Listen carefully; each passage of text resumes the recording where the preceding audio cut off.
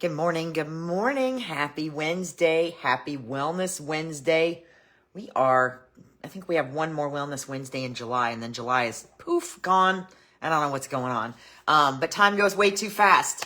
In any case, if you are just stumbling on my page, my name is Donna. I'm a mom, a nana, a girlfriend, a student, grad student studying for my Master of Science in Clinical Mental Health Counseling. Which, just full disclaimer, means I'm not a counselor yet. Everything I talk about here on Wellness Wednesday are things that I've learned, my own reflections, and my own journey, experiences, etc. So keep that in mind. In any case, I'm also a jazzerciser, a line dancer, a runner, and obviously a wellness advocate. Over my life, I have been in a continuous journey with anxiety and depression, and I have learned that a focus on wellness in general and overall has really, really helped me in that journey.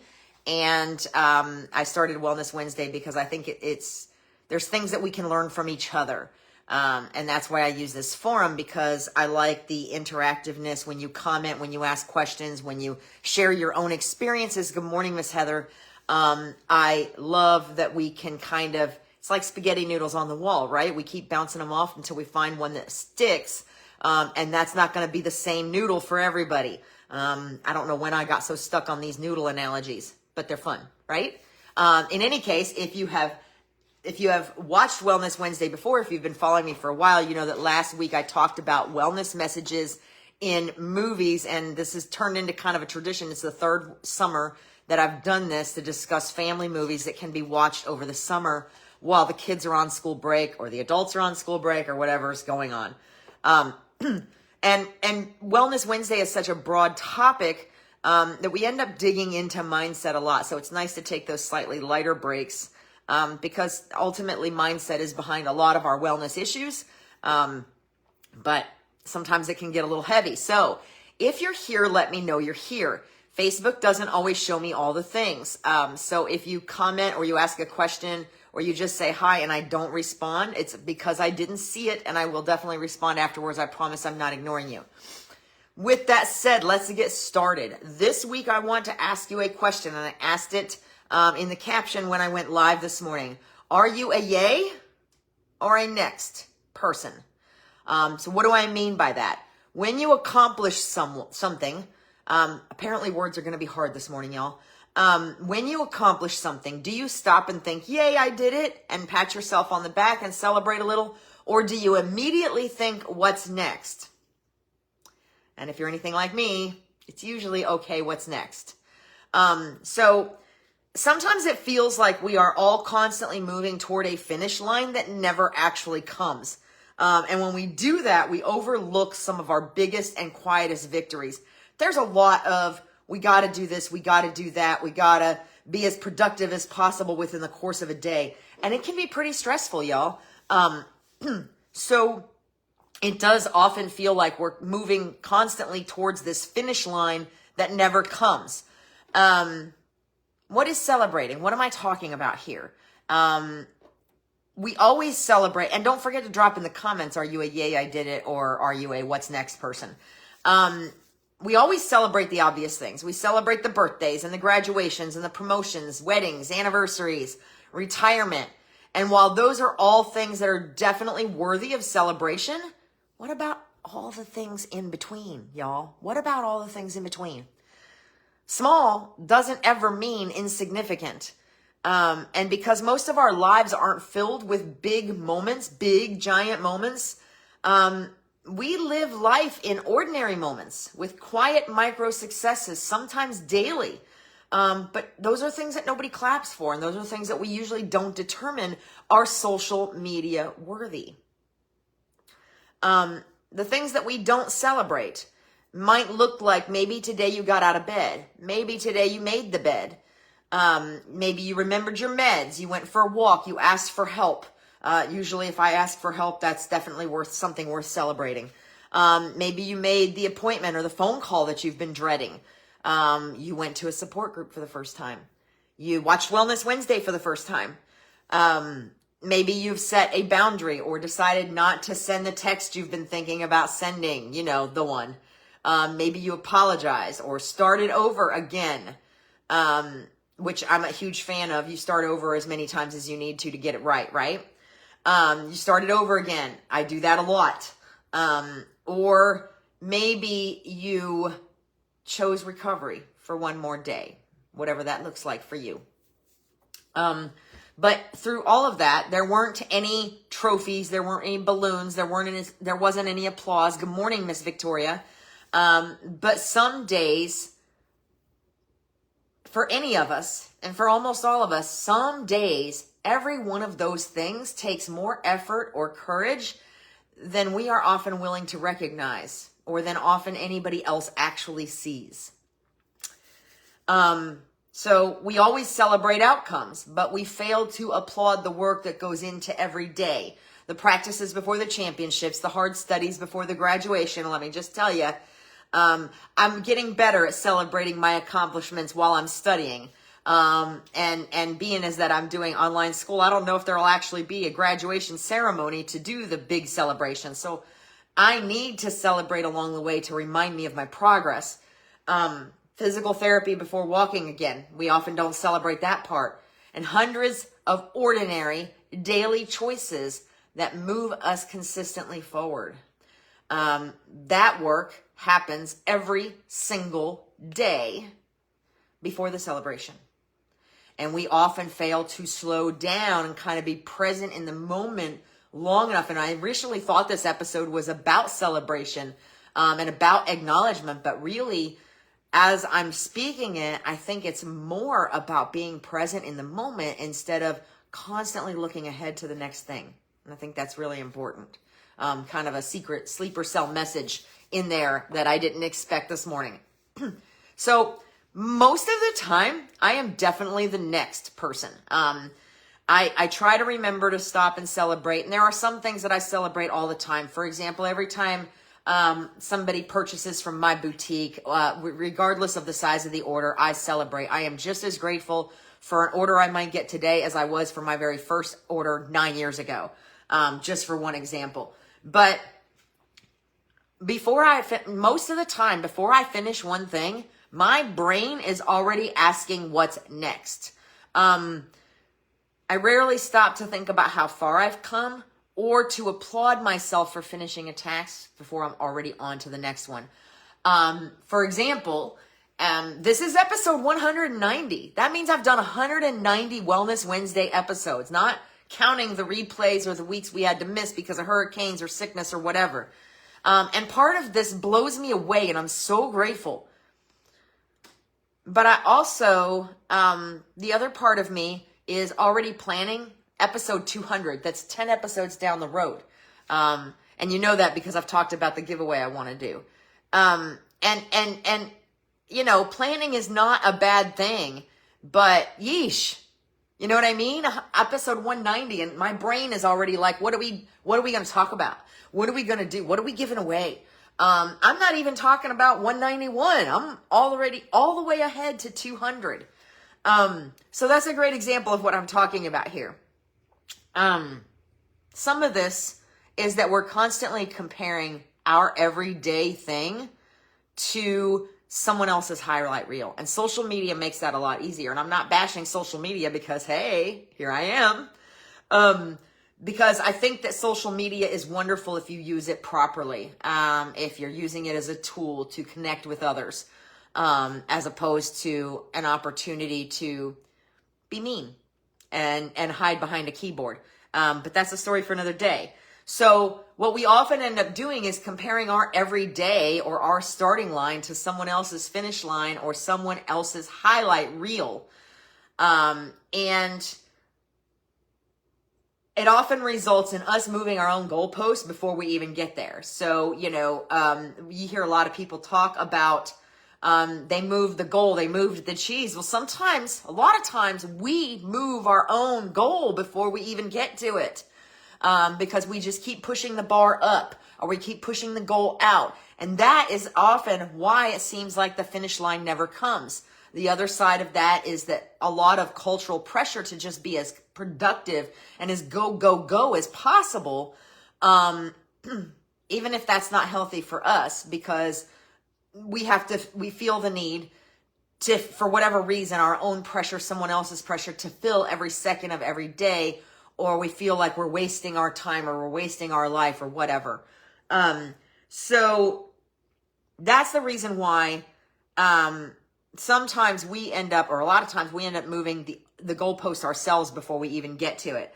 For example, I don't run the way I used to. And I beat myself up about that a lot. I'm like, I'm so out of shape. I just did a workout yesterday that I haven't done in a hot minute. And when it comes time to wash my hair, it might be a struggle, because my arms, they're not happy with me. They're going to have to get over it. But the point here is that I don't run the way I used to, but I also forget to remind myself that I'm 52, postmenopausal, in grad school, working remotely, and that I'm still getting out there, and that's a big deal too. So even though it might not look like what it did, or might not look like what I want it to, it's still effort, and it's still worthy of applause. If someone you love is struggling, and those of you that have been following me for a while, you know this is about to be a soapbox moment. If someone you love is struggling, would you celebrate them for taking a step forward? For example, if someone's really struggling with what appears to be depression or anxiety, and they finally take the step to make an appointment to talk to a therapist or go to a support group, are you going to applaud that first step? If they're recovering from an addiction and they go one whole day without using that substance, are you going to applaud them for taking that step forward? Abso-freaking-lutely you are. Abso-freaking-lutely. I would. Wouldn't you? So why is this so hard for us to extend that same support and celebratory attitude towards ourselves when we accomplish something that even seems tiny? It's kind of similar. Here's my soapbox moment to what I say about self-talk. If you've been following me for a while, you know this is huge. This is something I talk about a lot. Self-talk. And that's when I get really close to the camera and I go, if you wouldn't say it to someone you love the most, then don't say it to yourself. And it's the same idea here. If you're willing to extend that support and that encouragement to someone else who's taken a tiny step, why would you not do that for yourself? Guilty. Totally guilty. If you're guilty, raise your hand, drop a comment, whatever. But totally guilty. So why does it matter? Well, it matters to our mental health. And here's why. Because a lot of times, especially in the midst or even if we're in the onset of depression, anxiety, recovery, or grief, and I know a lot of people that are grieving right now. A lot of people that are grieving. The smallest things are actually often the biggest victories. If all you could do today was get out of bed, and I've had those moments, y'all. I can remember being in the throes of the worst burnout I ever thought I would experience. It took me a while to realize that I was that far into burnout. And even with my favorite event that my job was doing, I felt melded like soldered to the bed, like I was connected to it and I could not move, and I just could not get up. So getting up, so even though I wasn't excited about the event anymore, and it was my favorite event, y'all, that we did, even if you're not excited, even though I wasn't excited about the event anymore, Heather raised her hand. Heather understands and feels this. I just could not even get up. So getting up was a huge chore. It took all my effort, getting up, showering, showing up anyway. So if all you could do is get out of bed today, there's Danielle. Hi, Danielle. Danielle's raising her hand. If all you could do today was get out of bed and show up, that might not seem like a big deal to someone else, but that's someone else that's not carrying the same load you are, because none of us are carrying exactly the same load, even if it's got a lot of similarities. Even if the size and shape of it looks the same, the contents of the box are not ever the same. So it might not be a big deal to somebody else that's not carrying the same load that you are, but it might be a big damn deal to you, because taking that step forward, getting out of bed, taking that first walk after you've been injured for whatever length of time, those are big deals. And we cannot measure our own progress by someone else's accomplishments. I have notes, y'all. If you see me looking down, it's because I have to stay on track. Otherwise, we'll be telling stories until tomorrow morning. Or I will be. Whether or not you'll still be here is another story. We cannot measure our own progress by someone else's accomplishments. Trust me, I've tried. And I am guilty of, oh, hey, and just for the record, I'm using names of people that I don't actually know anybody personally, so just so you know. Susan hit that goal. Megan hit that goal again, and I'm still not even there. I'm the queen of that. I'm getting better. I don't say it out loud anymore. And I don't ever say it to somebody else. It's always to myself. It's almost a form of negative self-talk, because the next thing is me beating myself up for why I haven't hit that goal yet, whatever it is. It doesn't matter. You can fill in the blank. So-and-so did this and I should have been there already. And so-and-so did that and I should be doing that instead of what I'm doing.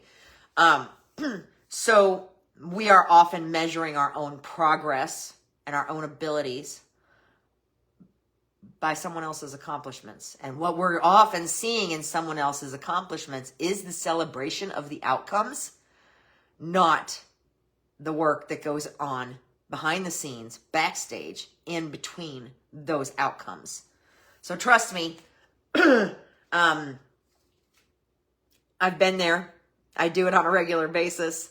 And I'm, and even though we don't like to admit that we have those thoughts like, she got promoted again. He's back at the gym and I haven't been there yet. I haven't even gotten there yet this year. I paid for a membership like 6 months ago and I'm not there yet. Those are great examples of the kinds of things, the thoughts that go on in our head on a daily basis, because we're looking at what somebody else has been working on for a while, that when we've barely gotten started. And that's okay. We're too busy beating ourselves up for barely getting started to consider that we did. So last week when I was talking about wellness messages in in movies, I spoke briefly about Remarkably Bright Creatures, which is a movie on Netflix. If you didn't see last week's video, starring Sally Fields, a couple of the really big stars. And this is more of an adult child type movie, but amazing. And one of the key themes I talked about was that there's purpose in the ordinary or the routine. That movie makes you realize that there is purpose in ordinary daily things. And if you think about it, most success stories you hear about, most motivational speeches have one major thing in common, and that is it's the daily routine and the daily accomplishments, the small little wins every day, the consistency.